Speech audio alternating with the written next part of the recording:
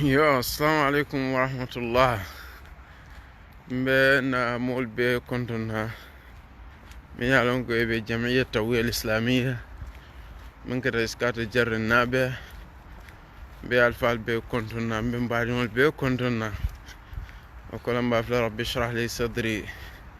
wa yassir li amri wahlul 'uqdatan min lisani yafqahu qawli. Yo, famo ke da demanding bare bulola mutolem amanke kome ñinolem a kuwotin dalta ka keñami watu wati kana jan kaño hakkilo bulanni min ka dun dino kono molie walle ka min dundi molie ño kono dino la karola ko bonni ño kono ok anin dalilo lamini anko e sabata yo bi inshallah maybe nakaje ata jam fala ba bare même fala mole ko ni ala sonda ni waso surra drombe muranane komin ka kenni wala kumo nyin hankabi ka do ko indije aminul fo wol siata wolte bannola dalila man na taraw kumol nyin fanan koto karun kajelo kumo kuma ete afo dron dalilo man taraje min boda kitabo ni sunnoto bukatna ngo ko nyinta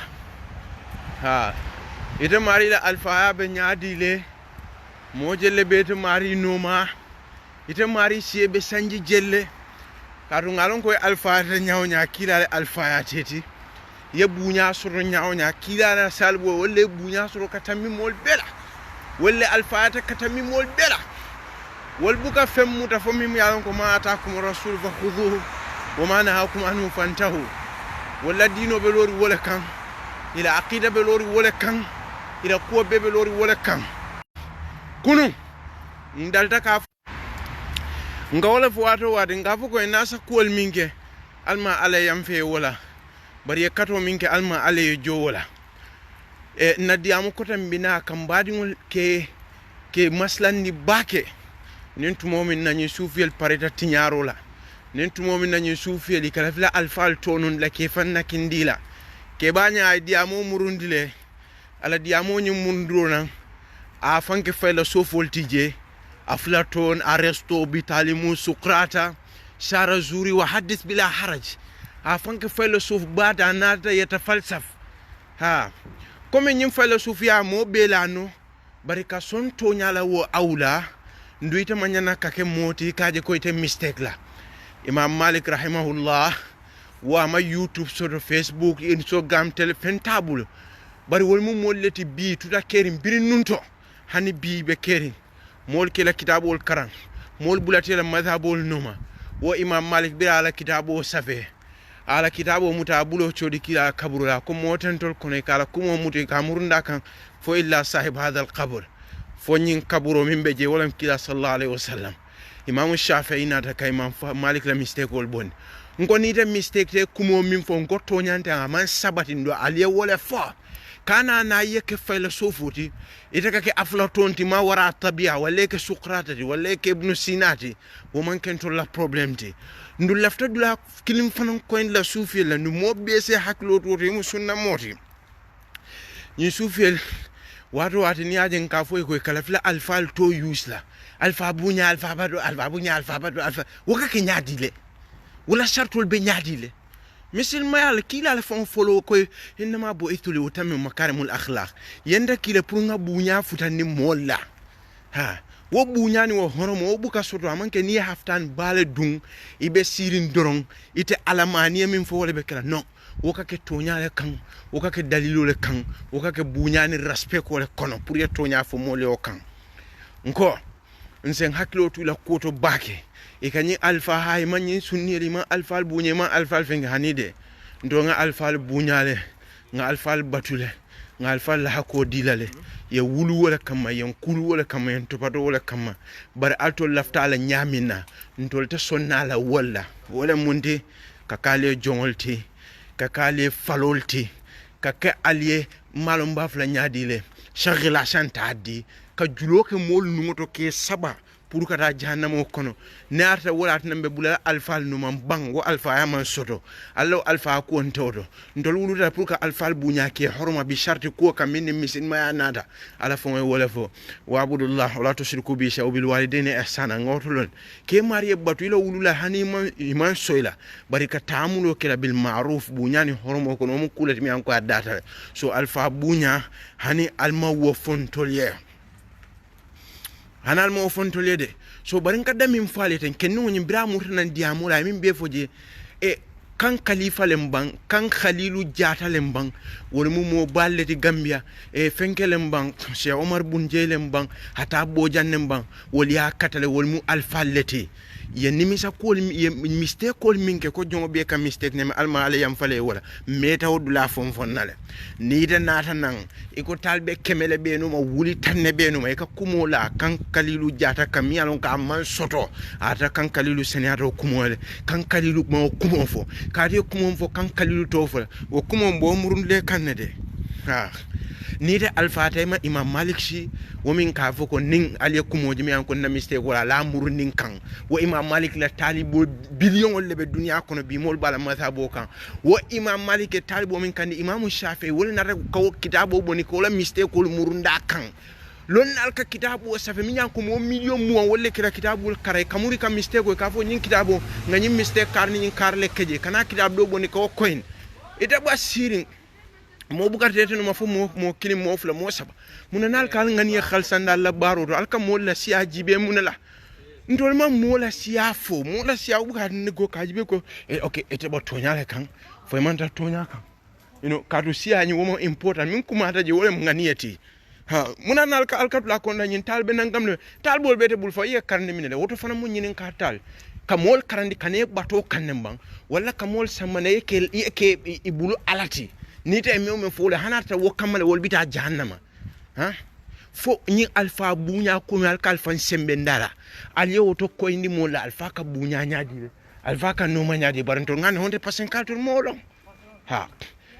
kadu ko ku yaaje shuruto le bala ruknu diyanat an tusaddaka bil qadar la khaira fi baytin bila arkan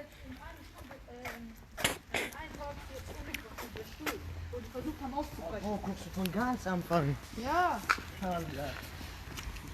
Soyaje ntolto woni ko ni nta to nyaaya ndinola nta sonnola lanko kan kalilu jata wolle mbang rahimahullah kan khalifa lembar rahimahullah hata bojen rahimahullah ustaz bunne ntolle wol kanalti ha katum buka wulyale kan muna natul kanal ka wulyala wol kan ha wol man ko minke man ko min fo mo mi an koy fata muna tinal ka fanyala wol kan ha no bulam badi ngulu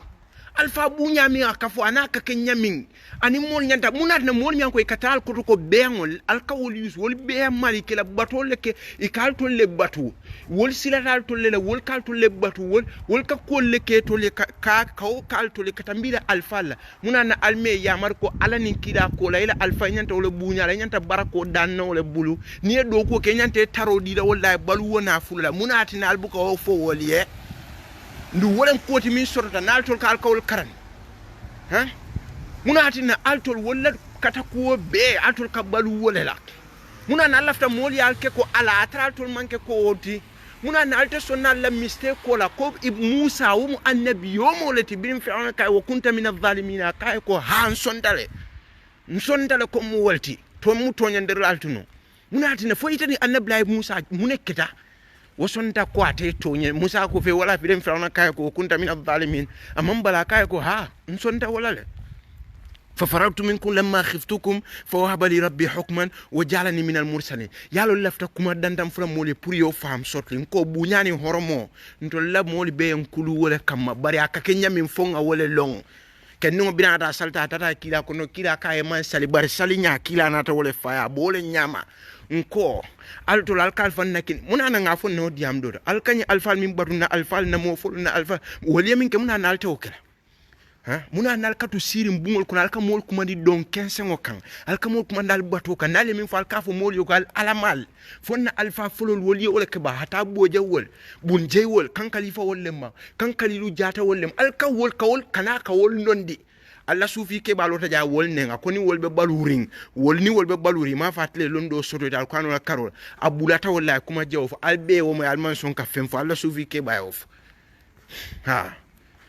baro kuma wodi ala tuloe ntol nata ko diamula min fa milla kan kalilu jata kan alma ala yamfo kai wo kuma wonten tonyate kata ka fa abulata kan kalilu te ntol bukan fan ko indi wod la man silade bawo altol le ka fon tol ko mol manyana ka alkano karan ndol ko mol manyana ka salkila ngo hani min pen ko anya kono e sumsum ke ja nyama ma wote o fola bari sufi daiman yu awiluna kula shay mom yan ko han klano fay ka tawille sai hada madi wala kumoton kamune batu woto nyin kan kalilu wollem ban kan khalifa wollem ban se omar bun jey wolle hata bojo ntolle wol kanu alti kad wol kamin ka atul man tawka atul min ka wolen kamul kum anal batu kan ha ndon hada madi mo sakata e sila alala bake alala dunyo nyini mol la siande talbe nanga mbota fo kan nyan sansa aid ibn abdullah al-qarni bira kitabo woni la tahzan qaira da manga foko mo million kili wole wosa wo egypt bango kan bar bira mutanan kanat o qadhanin kanat al majd kamur ka fo sahwal islamiyya ko betu de ata twitter damma billahi min banu mo twitter wole mo si ata gambia ni senegal ti ay trajoke wa ay ibn abdullah al qarni ha wole mu lonnal daji koti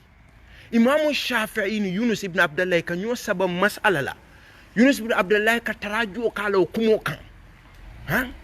مول ميالونكو امام الزهري اول من دون في علم الحديث امام الزهري رحمه الله اكا ميستيكو كا حديث البيا كافو سادا كان امور كا كوين دي كافا من سايا ولا امام الزهري تي امام الشافعي اول من دون في علم الاصول اكا ميستيكو من كا كول مورنا كول سايا امام كول لفوت سايته مجمالتي ها فو علي بونياني هرمولا كا شرطول من كان ngamori bunya baki ngamori horma bakaru na dino fon be lori wole kan kila fon innaka la khuluqil azim bari bunya ni daji ko mu kamol kuma ndi kata shiriko kan alto laftamin mbanta kelanta nola nga alal tamini ko bela to kenola ha ite kumofo iko nyin karle nyimfo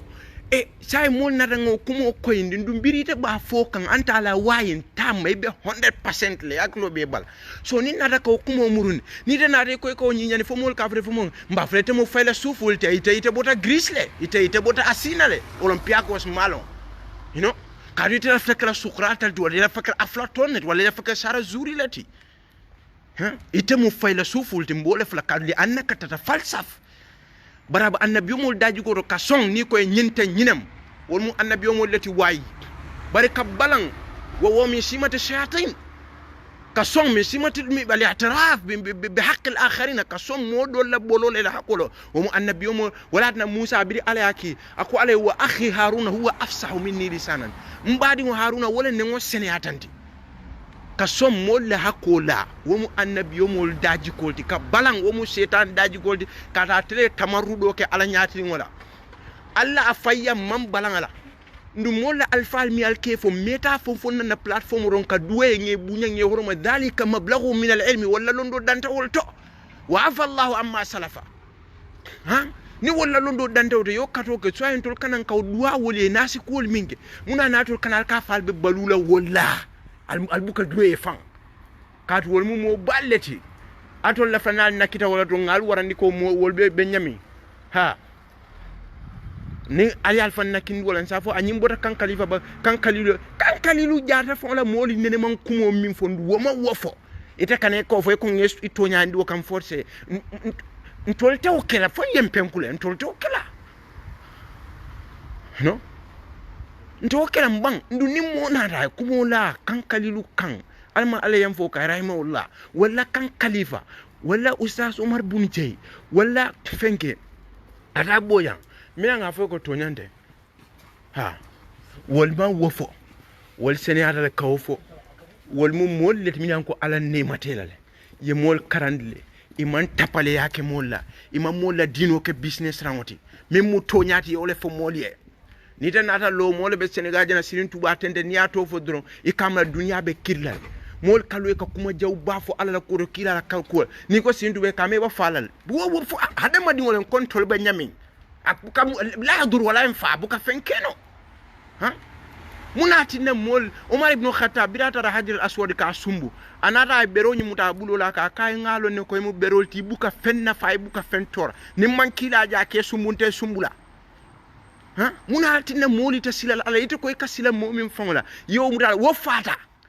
ndu ite fana mba falale ndu lakira alquran ka fo momoy min ke bole jela say wo ni ite ka wuru min tola wolle wo be na fala minela